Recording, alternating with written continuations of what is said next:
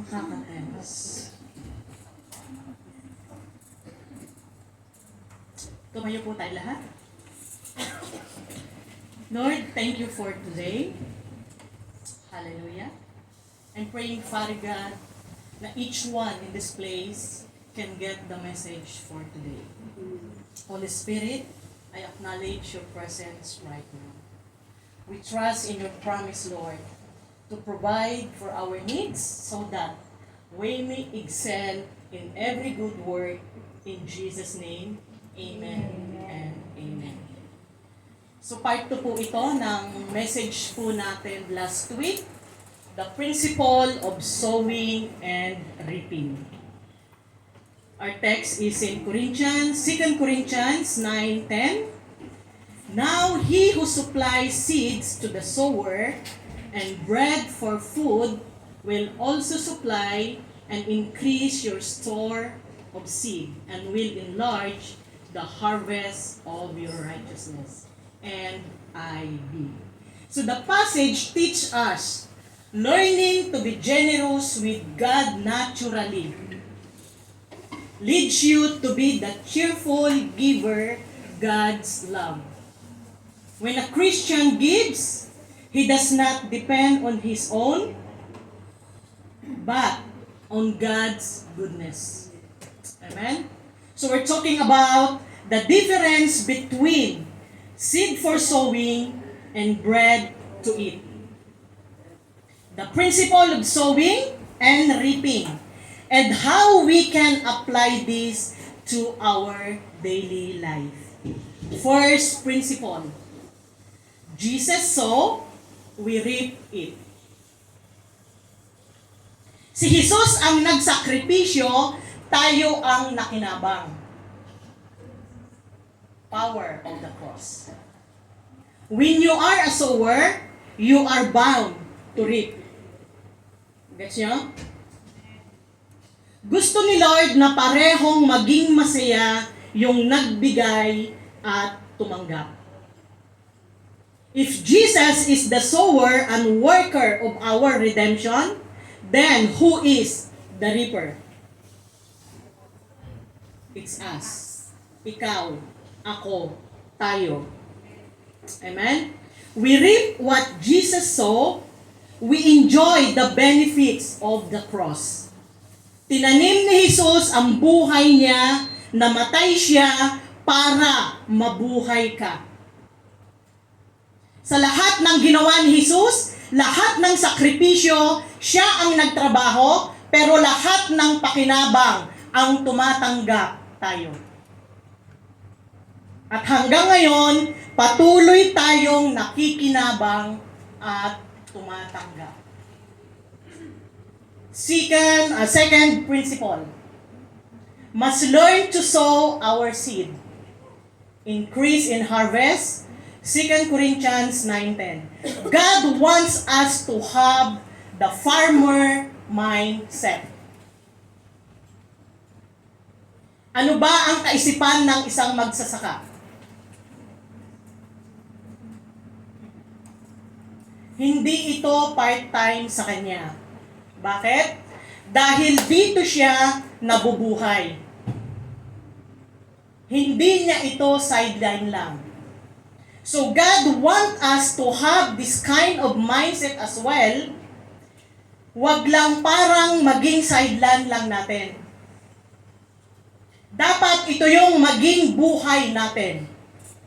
Para tuloy-tuloy yung ating karanasan na ang Diyos laging pinupunan at patuloy na pinupunan hanggang sa ang ating mga tinatanggap at yung harvest natin ay talaga namang patindi ng patindi. God gave us a stage for purpose. He gave us bread for food and seed for sowing. So meaning, yung mga blessing ni Lord ay hindi para ibigay mo lahat. Meron dyan para sa'yo,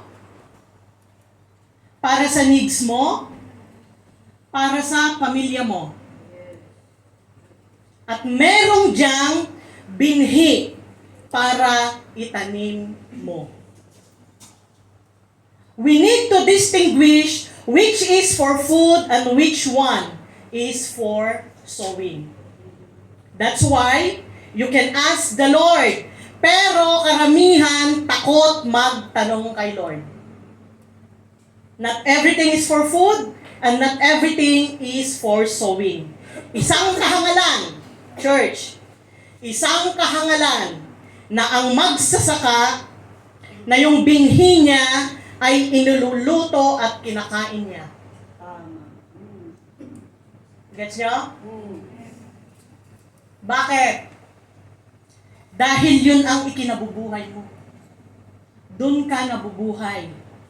Alam niyang itabi yung magandang binhi para itanim ulit at magkaroon ng masaganang aanihin.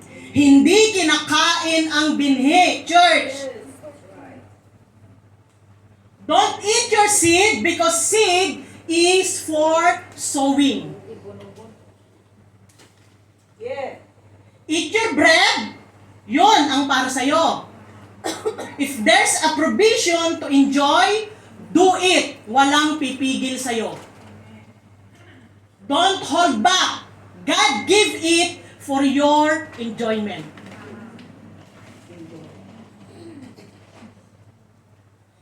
Kaya kung may binigay si Lord para sa'yo at sa pamilya mo, enjoy mo yan. I-date mo yung misis mo. Ipa-ispa mo siya. Kumain kayo sa labas. Sa labas ng bahay.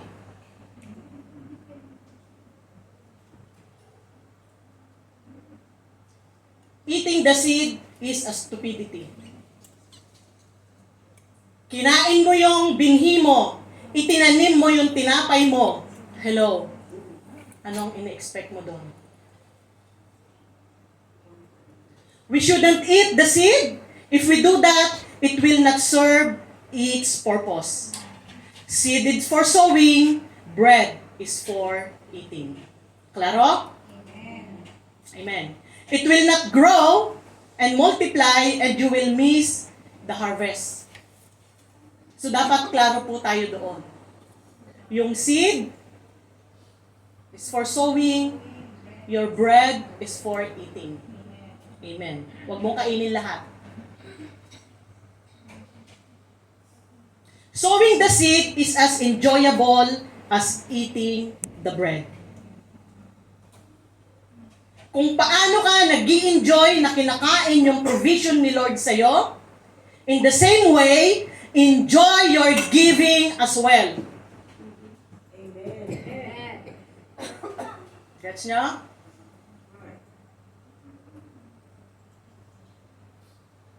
There's joy in giving as much as enjoying God's provision. Yun po siya. That's the reason why God continually bless us. He enjoy it. Kasiyahan ni Lord na makita kang masaya at pinagpapala. Kaya naman, wala siyang asawa-sawang pagpalain ka. Amen. Minsan nagugulat ka na lang. Mabmabtuog, na sabi ni Taylor, umaapaw, siksik, liglig.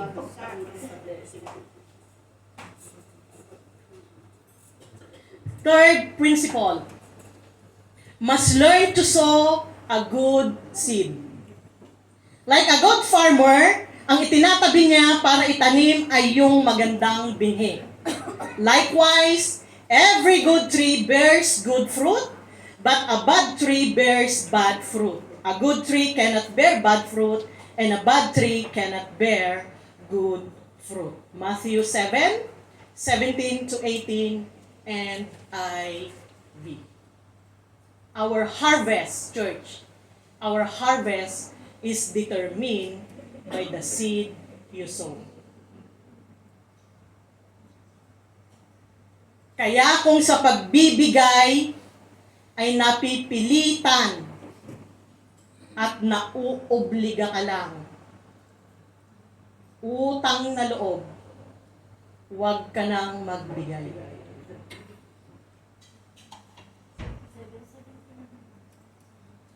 When it comes to giving, no pressure. If you feel na nauobliga ka in giving, please, church, don't give.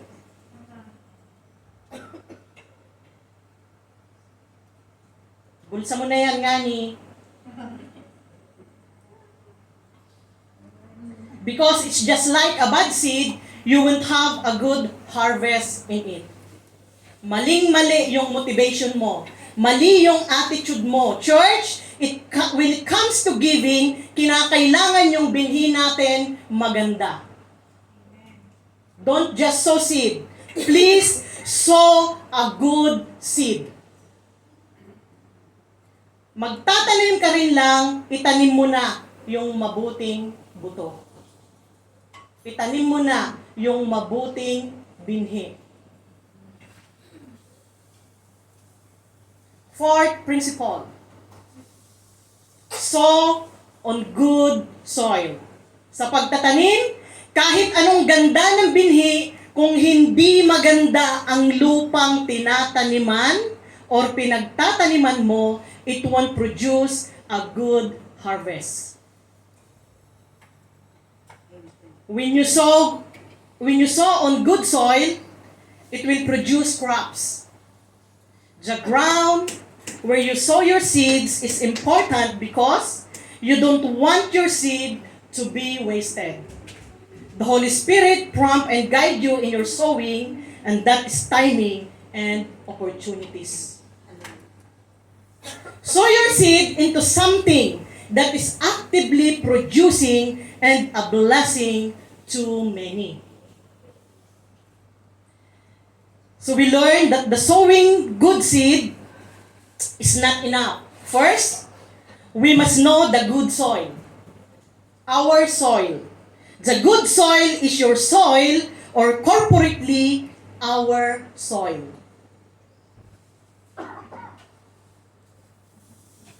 Nagiging klaro?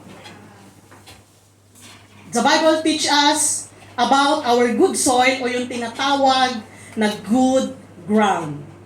So we must know, church, we must know first our field of assignment.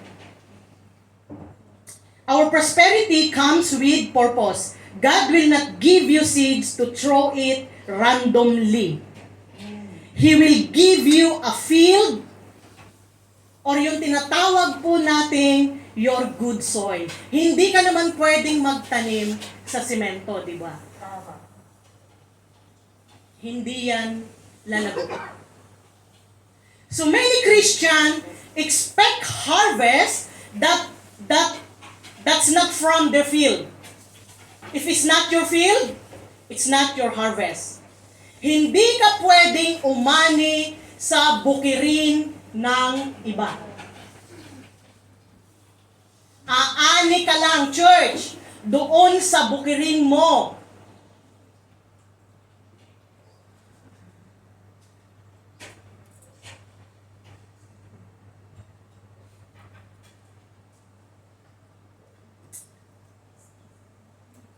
So, bibigyan ko po kayo ng 4 na good grounds or good soil. First, good ground natin. Good field is your local church. Amen. Local church. Yes. Hindi ka pwedeng magbigay sa ibang ministry at yung church mo, kinakalimutan mo na. Tama? Tama. Yes. Wala kang harvest doon. Ang harvest mo, nasa sarili mong field. Yes, exactly. Nasa sarili mong lupa o soil. Yeah. Nasa sarili mong ground. Our local church. Bakit? Because it's where we planted and grow. We are blessed our home. This is our prosperity assignment. Amen. Kaya kung inilagay ka ni Lord sa isang local church, highly favored ministry. Praise God. That's your field of assignment. doon ka magbigay generously. Ano yung laging ini-example ni Pastora? Hindi pwedeng kumain ka sa Jollibee, sa McDonald's ka magbabayad. Walang ganon. Klaro? Amen. Hindi masama ang mag-extend ng tulong sa ibang ministry, but make sure na hindi napapabayaan ang local church. Gets nyo? Amen. When you come to God's house, church, take note, you will never live the same way you came. Second, good ground, good field is your local pastor. Sila yung nagpipreach, sila yung nagtuturo, those who work hard in the ministry. Don't you know that those who serve in the temple of God get their food from the temple? And that those who serve at the altar share in what is offered in the altar. In the same way, the Lord has commanded that those who preach the gospel should receive their living from the gospel. 1 Corinthians 9:13 to 14 and IV. No charge in preaching. Huwag tayong mangaral dahil sa may charge tayo. May mga ibang tao na bago mo ma-invite, may tag price na sila. Yun ang wag nating gagawin. Church, nakakahiya. Ang tawag ni Paul dyan, pangangalakal ng ebanghelyo. Hindi po yan negosyo. Pero, ayon kay Pablo, hindi kalabisan na kayong tumatanggap ng mga espiritual na bagay ay mag-share ng inyong mga material na bagay sa mga taong nagtuturo, umaakay, at nagpapalago sa inyo sa mga espiritual na bagay. Klaro? To be honest with you, the more you grow spiritually, the more you grow financially, materially, and in those aspect of your life. Eye-opening po. So, malapit-lapit na ang Pasko, ilang tulog na lang. Huwag po nating kalimutan yung local pastor natin. Deserve po niyang makatanggap ng bonus. Amen. Amen? Kudos P12, 144 leaders, and the rest ng highly favored family. Hindi man bonggang sumasabog na agad-agad, pero as I observe itong mga nakaraang mga buwan, mga linggo natin, nakikita ko po na talagang madaming bukas ang puso.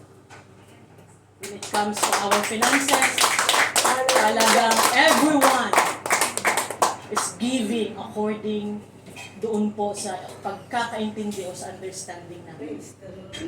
Give based on your understanding. Amen? So, looking forward, by next year, ilang araw na lang, umaatikabong testimony ang ibabagsak ng bawat isa dito. Amen? Breakthrough is taking place in highly favored family. Amen? Praise God. So third, good soil natin, good field, our family in Christ. Therefore, as we have opportunity, let us do good to all people, especially to those who belong to the family of believers. Galatians 6:10 and IV. Mga kapwa mananampalataya sa loob ng iglesia. Bago ka tumulong sa iba, tumulong ka muna sa kasama mo sa church. Amen. Amen? Family in Christ. Minsan, ganito ang nangyayari, church. May dumating na guest speaker. Bisita. Tuwang-tuwa kayo. Excited. Bigay ng ganito, bigay ng ganyan. But you know what? Ano ang sabi? Hindi ako believe sa mga Kristiyanong ang galing magbigay doon sa guest speaker. Ha? Ha? Pero, yung pastor nila, pinapabayaan nila. Palabas lang yun. Parang Jollibee. Bida-bida. Diba? Masabi lang, pasintabi ko. Dapat magsimula lagi sa sariling lupa natin. Before you bless other ministers, bless first your pastor. Amen. Hallelujah. Your leaders. Yes. Na nangangalaga sa iyo. Yung mga kasama mo sa church na katuwang mo. Kakapit bisig mo. Kadamay mo. Para itaguyod ang gawain ni Lord. Maawa kayo sa mga eye bags ng mga yun. Tama. Fourth, good soil. Good field, other ministers. Yun siya. Nevertheless, the one who receives instruction in the word should share all good things with their instructor. Galatians 6:6 and IB. Tulad ng mga mentors natin, when God used them to mentor us, to empower us, mas lalago pa tayo. Amen? Amen. So we need them para mas umangas pa tayo kay Lord. Angas na walang hangin sa ulo. Amen?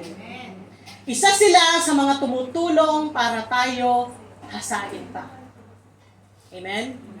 Sowing your seed into a good ground, church. Not just only sow seed, instead, sow many seeds. Remember this. Whoever sows sparingly will also reap sparingly. And whoever sows generously will also reap generously. 2 Corinthians 9:6 and IV. If possible, sow all your seeds. Bakit? Because it is needed for that purpose. Kaya ka binigyan ng binhi para itanim, hindi para pakuluan mo.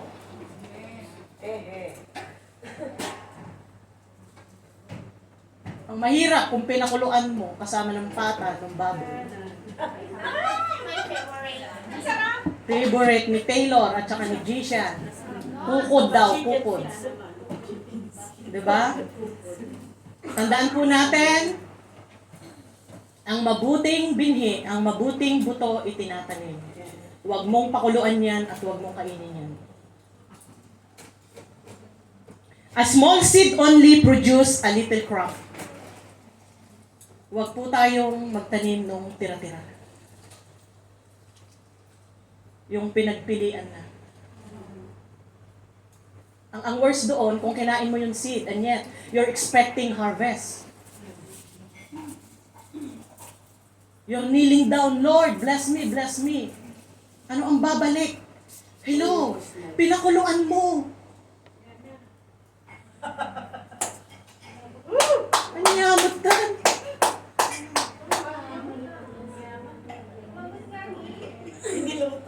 Wala nang namunga nga ni.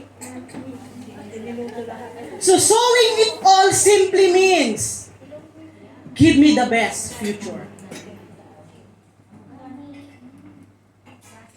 The good seed you sow today always become tomorrow's blessing.